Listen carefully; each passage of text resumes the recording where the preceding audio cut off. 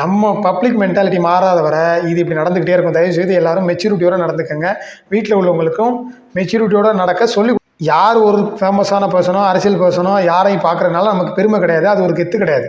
அதை சொல்லிக் கொடுங்க. அதை விட்டுட்டு வீட்டில் உள்ளவங்க மொத்தமாக கிளம்பி போகிறாங்க. சில ஃபேமிலிலாம் பார்க்க போகிறோம் என்ன போயிட்டு எடுத்துகிட்டு வர்றீங்க நீங்கள் வீட்டுக்கு வரும்போது திரும்ப வரும் கொடுத்துட்டு தான் வந்திருக்காங்க நிறைய பேர் போய் உயிரை. அந்த 38 குடும்பத்துலேயும் அந்த இறந்த பர்சன் இருந்திருந்தா அவங்க ஈஸியாக சாப்பிட்டுக்கலாம். இனிமேல் அவங்க இல்லாதனால அவங்க சாப்பிட கூட கஷ்டமாக இருக்கலாம் சில குடும்பத்தில். அந்த 38 குடும்பத்தில் சொல்கிறேன். என்ன சாதிச்சுட்டா இப்போ நம்ம விஜய் சாரை பார்த்து சொல்லுங்கள். இது விஜய் சாருக்கு மட்டும் இல்லை, ஒவ்வொருத்தரும் ஒவ்வொரு அரசியல்வாதிக்கும் சரி, ஒவ்வொரு ஃபேமஸான ஒரு ஆக்டருக்கும் சரி, ஃபேமஸான ஒரு சிங்கருக்கும் சரி இது பொருந்தும்.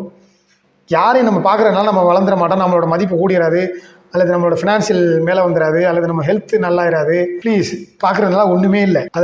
இதை நல்லா புரிஞ்சுக்கிட்டு இனிமையாவது ஒவ்வொரு ஆக்டர் மேலேயும் சரி, சிங்கர் மேலேயும் சரி, அரசியல்வாதி மேலேயும் சரி அப்படியே ஒரு மாதிரி வெறி பிடிச்ச மாதிரி பற்றா இருக்கிறதெல்லாம் தப்பு. யார் நல்லது செய்கிறாங்களோ அவங்களுக்கு ஓட்டு போடலாம், அது தப்பு இல்லை. பட் இந்த மாதிரி நான் மேலே வெறி, நான் விஜய் சாரோட வெறியன், நான் அஜித் சாரோட வெறியன், நான் ரஜினி சாரோட வெறியன், இந்த மாதிரி மென்டாலிட்டி இருந்தால் நம்ம சொசைட்டி இது மாதிரி அங்கங்கே அடிபட்டுக்கிட்டே இருக்கும். முதல்ல இந்த மாதிரி மென்டாலிட்டி இருக்கிறது மாறுங்க. எல்லாரும் பொறுப்புணர்வோடு நடந்துக்கங்க. அப்போ தான் இதெல்லாம் தவிர்க்க முடியும்.